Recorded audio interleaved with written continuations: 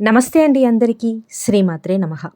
మనకి ఆదివారం అమావాస్య అనేది చాలా విశేషంగా చూస్తూ ఉంటారు. అలాగే ఆదివారము పుష్యమి నక్షత్రం వచ్చింది కూడా రవి పుష్కర యోగంగా చూస్తారు. చాలా విశేషమైన రోజుగా చూస్తాము. ఆదివారం అమావాస్య పుష్యమి నక్షత్రం రావడం అనేది చాలా అరుదుగా జరుగుతుంది.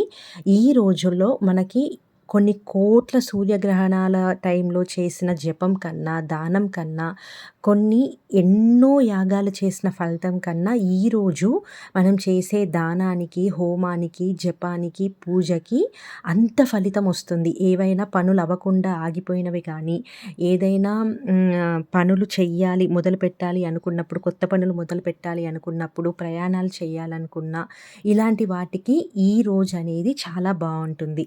ఎవరైనా మంత్రసిద్ధి చేసుకోవాలనుకున్నా, లేదంటే ఏదైనా మంత్రం తీసుకోవాలి, జపం చెయ్యాలి, నామం జపం చెయ్యాలి అన్న ప్రతి దానికి కూడా ఈరోజు చాలా బావుంటుంది.